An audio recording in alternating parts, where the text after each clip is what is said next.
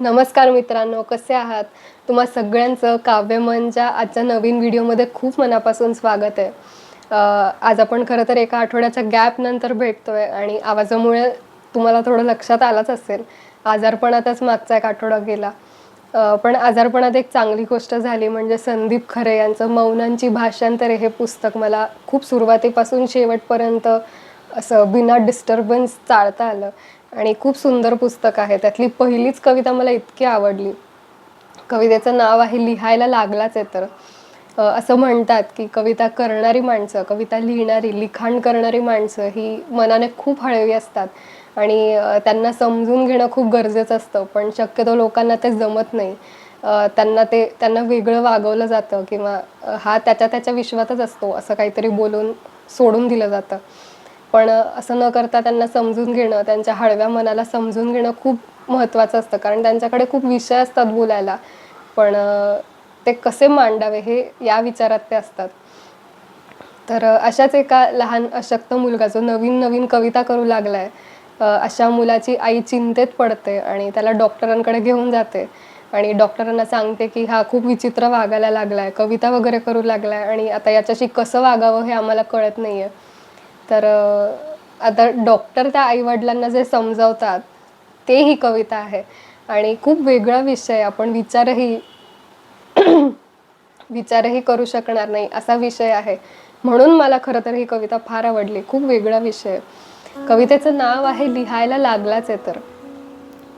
नुकत्याच कविता करू लागलेल्या एका अशक्त मुलाच्या आई-वडिलांना डॉक्टरने सांगितले. नुकत्याच कविता लिहू लागलेल्या एका अशक्त मुलाच्या आईवडिलांना डॉक्टरांनी सांगितले, आता लिहायला लागलाच आहे कविता तर लिहू दे त्याला. आता लिहायला लागलाच आहे तर लिहू दे त्याला कविता. टॉनिक वगैरे देतोच मी, पण शक्यतो कविता लिहायची वेळ त्याच्यावर न आणली तरच बरी. आता लिहायला लागलाच आहे तर लिहू दे त्याला कविता. टॉनिक वगैरे देतोच मी, पण शक्यतो कविता लिहायची वेळ त्याच्यावर न आणली तरच बरी. असाध्यच आहे रो, पण प्रयत्न करू आपण. आता हे सगळं ते डॉक्टर त्या आईवडिलांना समजावतायत. नुकत्याच कविता लिहू लागलेल्या अशक्त मुलाच्या आईवडिलांना डॉक्टरांनी सांगितले, आता लिहायला लागलाच आहे तर लिहू दे त्याला कविता. टॉनिक वगैरे देतोच मी, पण शक्यतो कविता लिहायची वेळ त्याच्यावर न आणली तरच बरी. वाटतं हो आपल्याला, पण एखाद्याची मातीच असते भुसभुशीत. तुम्हाला वाटेल सहज, सोपी, नैसर्गिक शिवी, पण त्याच्यासाठी असेल ते त्याचं आयुष्य उसवणारं गीत. पावसाळ्यात राहू देऊ नका एकटं, वा पाखरं दाखवू नका त्याला संध्याकाळची. पावसाळ्यात राहू देऊ नका एकटं, वा पाखरं दाखवू नका त्याला संध्याकाळची. दिलीत तर तुमच्यासाठीच द्या कुशी, मिजाच नको तिला लालन पालनाची. हां, जगणं सुंदर असल्याचं सिद्ध करता आलं तर अवश्य दाखवा करून. जगणं सुंदर असल्याचं सिद्ध करता आलं तर अवश्य दाखवा करून. कारण मृत्यूच्या लेण्यांमधलं गूढ सुंदर दुःख दाटलंय त्याच्या मनात अगदी जन्मापासून. नाती, मित्र, प्रेम, मारवा, पैसा सगळ्यावर ठेचा खाईलच तो यथावकाश. नाती, मित्र, प्रेम, मारवा, पैसा सगळ्यावर ठेचा खाईलच तो यथावकाश.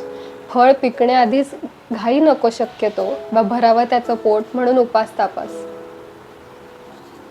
आणि शहाण्यासारखा लिहितो म्हणून शहाणा म्हणायची नको घाई.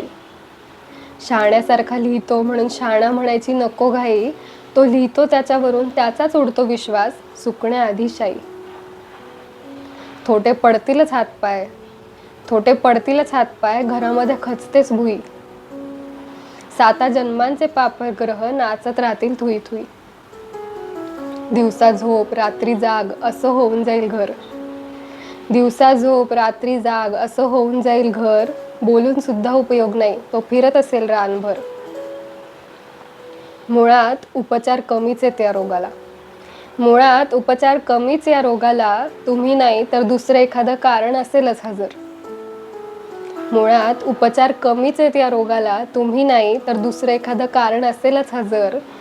त्यातूनही वाढलंच तर वाढू दे हे दुखणं. यातूनच ओसांडत येतो एखादा ज्ञानेश्वर. त्यातूनही वाढलंच तर वाढू दे हे दुखणं. यातूनच ओसांडत येतो एखादा ज्ञानेश्वर. किती छान कविता आहे म्हणजे. आणि एकंदरीतच कविता करणाऱ्या माणसांची मानसिक स्थिती आणि त्याच्या आजूबाजूच्या लोकांची मानसिक स्थिती यांचं खूप सुंदर वर्णन या कवितेत केलं आहे.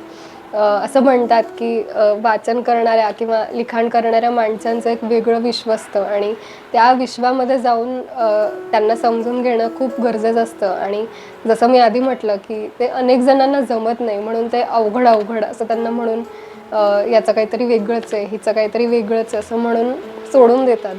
पण तसं न करता त्यांचे विचार समजून घेतले पाहिजे, कारण ते वेगळे असतात आणि खूप छान असतात. त्यांचं विश्व वेगळं असतं पण ती माणसं वेगळी नसतात.